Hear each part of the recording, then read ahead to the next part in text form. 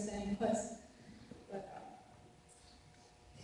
there's no hiding the fact that I'm not biologically related to Sam or the Johnsons, but I've learned that family isn't biology.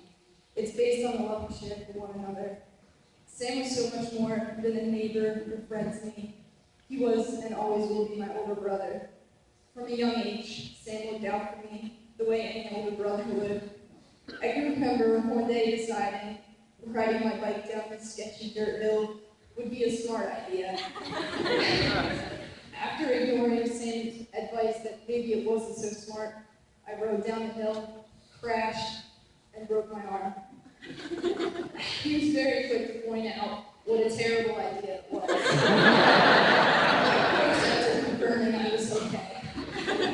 Looking back on it, there were probably countless times that I should have listened to Sam, because although I hate to admit it now, he was usually right.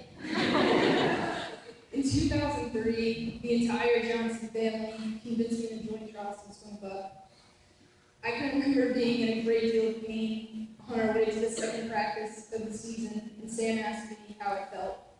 After confessing that I was sore in places I didn't even know existed, he reassured me that after the first couple practices, it would all be worth it in the end. At the time, I really didn't believe him, but I quickly realized what he meant. To Sam, Charleston wasn't just his team, it was a second family. And when I see the Charleston colors, I can't help but to think they are part of Sam. The yellow representing his crazy blonde hair, and the blue representing his baby blue eyes.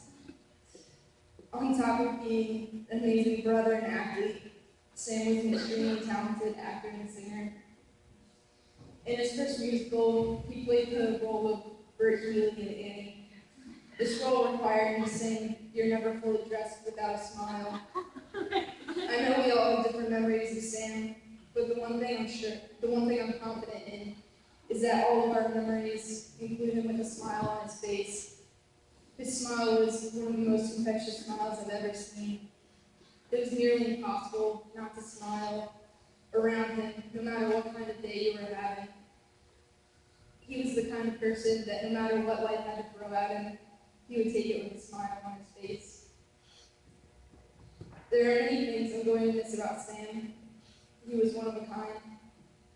He gave people the courage to be themselves, challenged people to think outside the box, and urged everyone to be accepted.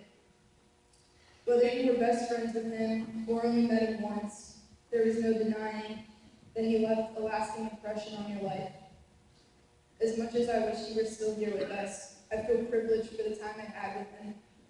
I also find solace in knowing that because Sam affected so many lives, I'm able to talk to anyone in this room and see a piece of him shining through.